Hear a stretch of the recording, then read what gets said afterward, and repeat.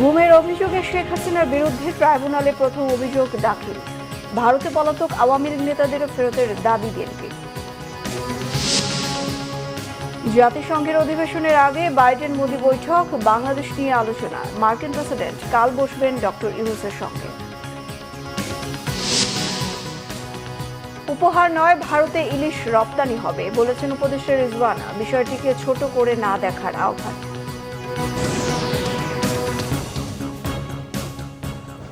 Crown cement সংবাদ শিরোনাম দেখছিলেন, এবার বিস্তারিত।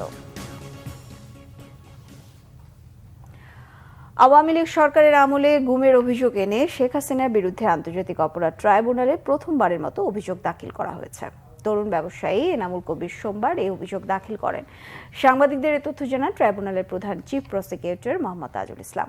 এ সময় অভিযোগকারী গণমাধ্যমকে বলেন, 2018 সালে 17 নভেম্বর রাজধানীর বাসাবো তার বাড়ি থেকে ডিবি পরিচয় তুলে নিয়ে যাওয়া হয়। তৎকালীন ডিবি অফিসার মশিউরের নির্দেশে তাকে তুলে নেওয়া হয়েছে বলে জানানো হয়। হাত পা চোখ বেঁধে তাকে ডিবিতে আটকে রাখা হয়। পরে 26 নভেম্বর ছেড়ে দেওয়া হয়। এই 9 দিন তাকে অমানবিক নির্যাতন করা হয়। এ সময় জামায়াত নেতাদের সম্পর্কে তার কাছে তথ্য চাওয়া হয়। পরবর্তীতে 26 নভেম্বর ডিবি অফিস থেকে মুক্তি দিলেও তার অফিসে বিস্ফোরক পাওয়া গেছে এই মর্মে একটি মামলা দিয়ে তাকে কারাগারে পাঠানো হয়। পরবর্তীতে কারাগার থেকে জামিনে মুক্তি পান এনামুল। বিনা দোষে এই 9 দিন তাকে তুলে নিয়ে অত্যাচারের প্রেক্ষিতে সাবেক প্রধানমন্ত্রী শেখ হাসিনা সহ 25 জনের নাম উল্লেখ করে এ অভিযোগ দায়ের করেন তিনি। যুক্তরাষ্ট্রের প্রেসিডেন্ট জো বাইডেনের সঙ্গে দ্বিপাক্ষিক বৈঠকে বাংলাদেশ নিয়ে আলোচনা করেছেন ভারতের প্রধানমন্ত্রী নরেন্দ্র মোদী। বিষয়টি নিশ্চিত করেছেন ভারতের পররাষ্ট্র সচিব বিক্রম মিশ্রি।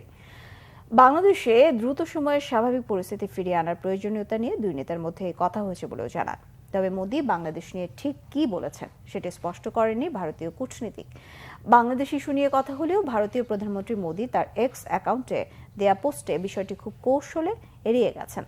তিনি পোস্টে লিখেছেন, তাদের আলোচনা ছিল খুবই ফলপ্রসূ। বৈঠকে আঞ্চলিক এবং বৈশ্বিক ইস্যুগুলো নিয়ে তাদের আলোচনা হয়েছে। এর আগে গেল 26 আগস্ট মার্কিন প্রেসিডেন্ট বাইডেনের সঙ্গে টেলিফোনে কথা বলেন নরেন্দ্র মোদী। ওই সময় তিনি বাইডেনের কাছে বাংলাদেশের সংখ্যালঘুদের উপর কথিত হামলার ব্যাপারে কথা বলেন। ভারতে ইলিশ উপহার যাচ্ছে না, রপ্তানি করা হবে জানিয়েছেন পরিবেশ, বন ও জলবায়ু পরিবর্তন এবং পানি সম্পদ মন্ত্রণালয়ের উপদেষ্টা সৈয়দা রিজওয়ানা হাসান। সকালে নোয়াখালীর কোম্পানিগঞ্জের মুছাপুর রেগুলেটর এলাকা পরিদর্শন শেষে সাংবাদিকদের তিনি কথা বলেন। তিনি বলেন, ইলিশ রপ্তানি করে যে টাকা আসবে সেটা খুব ছোট করে দেখার মতো নয়। রিজওয়ানা হাসান আরো বলেন, বাংলাদেশ থেকে ইলিশ এখনো যায়নি, মাত্র সিদ্ধান্ত হয়েছে, কিন্তু এর মধ্যে ইলিশের দাম বাড়ানো হয়েছে। কাজে রপ্তানি হলে দাম বাড়বে কথাটা ঠিক নয়। তিনি আরো বলেন, যারা ইলিশ চাচ্ছে তারাও কিন্তু বৈষম্য বিরোধী ছাত্র আন্দোলনে ওপার থেকে অনেক সমর্থন দিয়েছে। প্রতিবেশীর সাথে অনেক বিষয়ে আলাপ আলোচনা করতে হয়, সেই ধারা ছোট ছোট বিষয়ে বন্ধ হয়ে যাক, সেটা সরকার চায় না। ভারতে উপহার হিসেবে যাচ্ছে না, এটা রপ্তানি করা হবে এবং রপ্তানির টাকাটা বাংলাদেশ সরকার পাবে। সেটা খুব ছোট করে দেখার মতন টাকা না। যারা এই ইলিশটা চাচ্ছেন তারাও কিন্তু এই বৈষম্য বিরোধী ছাত্র আন্দোলনে ওই পারে থেকে অনেক সমর্থন দিয়েছেন। সবসময় মনে রাখতে হবে যে আমাদের প্রতিবেশীর সাথে অনেক বিষয়ে আমাদেরকে আলাপ আলোচনা করতে হবে। আমরা সেই আলোচনার দ্বারটা ছোট ছোট বিষয়ে বন্ধ হয়ে যাক, এটা চাই না। শেখ হাসিনা সহ ভারতে পালিয়ে থাকা আওয়ামী লীগের মন্ত্রী, এমপি ও নেতাদের ফিরিয়ে দেওয়ার আহ্বান জানিয়েছেন বিএনপি চেয়ারপারসনের উপদেষ্টা জয়নুল আবদিন ফারুক। প্রশাসন সহ বিভিন্ন জায়গায় থাকা জঞ্জাল সরানোর কথাও বলেন তিনি। 2008 থেকে 2024 সাল পর্যন্ত দুর্নীতিবাজ এমপি মন্ত্রীদের বিচারের দাবিতে জাতীয় প্রেস ক্লাবের সামনে অবস্থান কর্মসূচিতে এসব কথা বলেন জয়নুল আবদিন ফারুক। তিনি বলেন, সংবিধান পরিবর্তনে জনপ্রতিনিধিদের মতামতের সুযোগ দিতে হবে। সরকার বিরোধী আন্দোলনে থাকা রাজনৈতিক দলগুলোর সাথে আলোচনা পরামর্শ দেন বিএনপি চেয়ারপারসনের উপদেষ্টা। বলেন, অবিলম্বে রোডম্যাপ ঘোষণা করে দেশকে সামনের দিকে এগিয়ে নিতে হবে। রোডম্যাপ অনুযায়ী পরবর্তী সরকার দেশ পরিচালনা করবে বলেও জানান জয়নুল আবদিন ফারুক।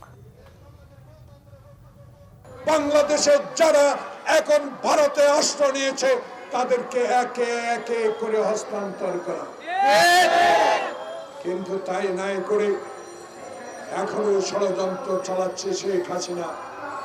কিসের ইঙ্গিত, কিসের অবস্থান এখন শেখ হাসিনা?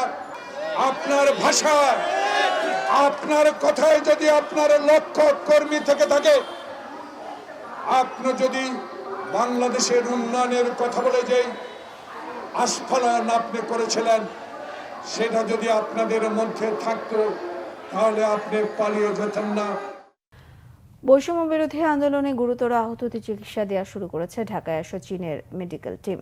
সোমবার সকালে আগারগাঁওয়ে জাতীয় চক্ষু বিজ্ঞান ইনস্টিটিউট ও হাসপাতালে যান চীনের 10 জন চিকিৎসক। প্রথম ধাপে চোখে গুরুতর আঘাত পাওয়া 26 জন রোগীকে দেখেন তারা। ঢাকাস্থ চীনা দূতাবাসের কালচারাল কাউন্সিলর লিউ শাওপেং জানান, অন্তর্বর্তীকালীন সরকারকে সহায়তার অংশ হিসেবে ঢাকায় আসা এই মেডিকেল টিম আহত সব রোগীকেই দেখবেন। বিশেষজ্ঞ আরও চীনা চিকিৎসক ঢাকায় আসবেন জানিয়ে তিনি বলেন, আহতদের প্রয়োজনে দেশটিতে নিয়ে চিকিৎসা করা হবে। এ সময় স্বাস্থ্য অধিদপ্তরের পরিচালক ডাক্তার আবু হোসেন মোহাম্মদ মইনুল আহসান জানান, অন্তর্বর্তী সরকারের অনুরোধে নেপাল, যুক্তরাজ্য সহ আরও কিছু দেশ থেকে মেডিকেল টিম আনতে যোগাযোগ করা হয়েছে।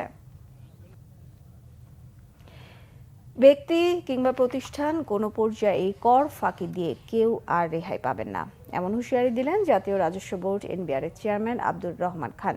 সেই সাথে রাজস্ব বাড়াতে কর বান্ধব পরিবেশ তৈরিতে প্রস্তুতির কথাও জানান তিনি। সকালে রাজস্ব ভবনে অনলাইনে আয়কর হিসাব বিবরণী জমার জন্য রিটার্ন সার্ভিস সেন্টার উদ্বোধন শেষে তিনি এই তথ্য জানান। এনবিআর চেয়ারম্যান জানান, 1,04,00,000 করদাতা থাকলেও নিয়মিত রিটার্ন জমা দেন অর্ধেকেরও কম। এই সংখ্যা বাড়াতে করদাতাদের সমস্যা শুনে অনলাইন রিটার্ন জমার প্রক্রিয়া সহজ করা হচ্ছে। করদাতারা যেন কোনোভাবেই প্রতারণা বা হয়রানির শিকার না হন তা নিশ্চিতে কাজ করছেন তারা।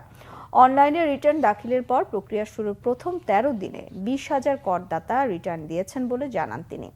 রাজস্ব আয় বাড়াতে ঝুলে থাকা মামলা নিষ্পত্তির পাশাপাশি কর ফাঁকি ঠেকাতেও এনবিআর জোরালো পদক্ষেপ নিচ্ছেন বলে জানান। চোরকে চিনে ফেলায় নটরডেম কলেজের স্টাফ লিপিকা গোমেজকে হত্যা করা হয়েছে বলে জানিয়েছেন ডিআইজি সাইদুর রহমান। রবিবার রাজধানী থেকে police bureau of investigation PBI গ্রেফতার করে লিপিকার হত্যাকারী নজরুল ও জুয়েলকে। তাদের কাছ থেকে হত্যায় ব্যবহৃত ছুরি ও দেশীয় অস্ত্র উদ্ধার করা হয়। এছাড়া চুরি করা স্বর্ণালংকার, মোবাইল ফোন সেট ও নগদ টাকা উদ্ধার করা হয়। সোমবার সকালে পিবিআই হেডকোয়ার্টারে সংবাদ সম্মেলনে সাইদুর রহমান জানান, স্বামীর সাথে বিচ্ছেদের পর থেকে সূত্রাপুরের একটি ভাড়া ফ্ল্যাটে একাই থাকতেন লিপিকা। পূর্ব পরিচিত নজরুলের ধারণা ছিল লিপিকার কাছে অনেক টাকা পয়সা আছে, তাই তার বন্ধু জুয়েলের সঙ্গে পরামর্শ করে 10 সেপ্টেম্বর রাতে লিপিকার ফ্ল্যাটে যায় তারা দুইজন। চুরির এক পর্যায়ে লিপিকার ঘুম ভেঙে যায় এবং তাদের চিনে ফেলায় তাকে হত্যার কথা পিবিআইয়ের কাছে স্বীকার করেছে ঘাতকরা। রাজধানীতে সাম্প্রতিক হত্যা ও সন্ত্রাসী কার্যক্রমে জামিনে মুক্ত শীর্ষ সন্ত্রাসীরা জড়িত কিনা সে বিষয়ে তদন্ত করা হচ্ছে বলে জানিয়েছেন ডিএমপির মিডিয়া বিভাগের উপকমিশনার তালিবুর রহমান। সকালে রাজধানীর মিন্টো রোডে ডিএমপি মিডিয়া সেন্টারের সংবাদ সম্মেলনে তথ্য জানান তিনি। ঢাকা বিশ্ববিদ্যালয়ের তোফাজ্জল হত্যাকাণ্ডে জড়িত 8 জনকে গ্রেফতার করে আদালতে সোপর্দ করা হয়েছে বলে জানান।